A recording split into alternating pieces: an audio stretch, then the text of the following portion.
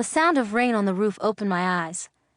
A bucket full of wet wind whirled through the cabin's wall hole, and I studied the day, then softly sang, "Morning come, but no sun, and quiet is everywhere." I yawned big, wanting to stretch, but I couldn't budge without waking everyone. We were like 4 field mice twined together on our narrow straw bed. Mama was still asleep next to me, Pa cuddled beside her, close like 2 hands when you pray. My only brother, Abraham, who was a year older than me, was flat on his back beside Pa, snoring loud and hard. His huge mouth was wide open, chest growing so big with every breath, it looked like it was about to burst. The cabin walls are black with soot, and it only takes 10 of my footsteps to cross from one side to the other. But we have a porch where we can sit outside and feel like our world is as wide as the sky with all of its stars. Out back, we have a garden where we grow cowpeas alongside red yams, okra, greens, and watermelons, which Pa refers to as August hams. The fire in the fireplace had burned out, inviting the cold to fill the cabin. But tiny pieces of hot wood that looked like orange lightning bugs lingered, resting atop the gray ashes. Mama groaned and pulled the blanket up around her neck. "Is the fire out, Sally Mae?" she asked. "Sure enough," I replied. "It raining?" "Yes, ma'am, and plenty hard."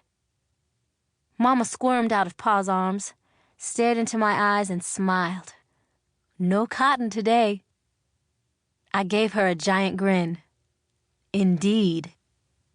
She tied on her head rag and poked Pa with her elbow. "Titus," she whispered.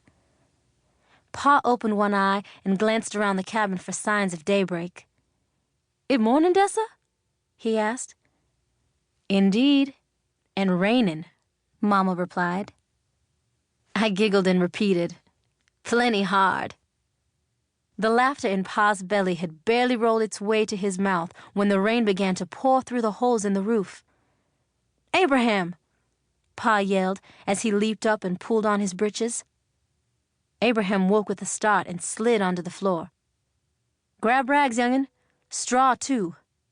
And hurry before the floor turns to mud," Pa said as he pushed through the door and stepped outside.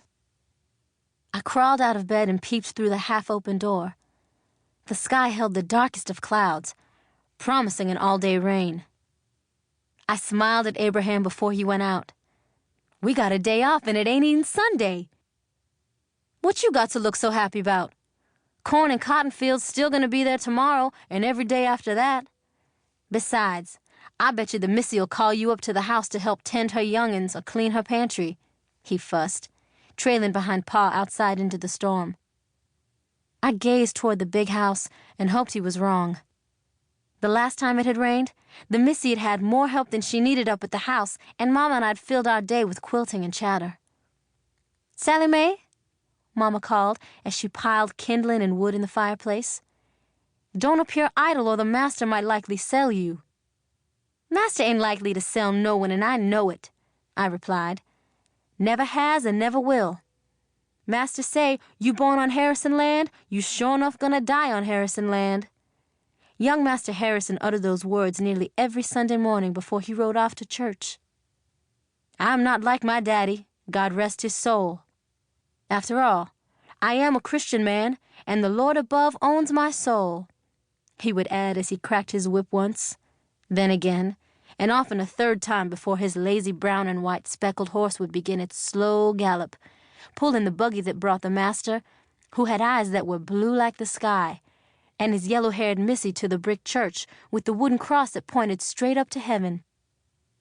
"Hush now," Mama said, "before the devil hears you and makes it not so. And here, set the pail out to catch water. Save you from having to tote it from the well."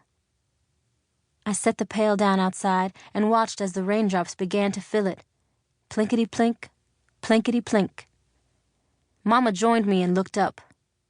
"Likely it'll rain all day, clear to nightfall."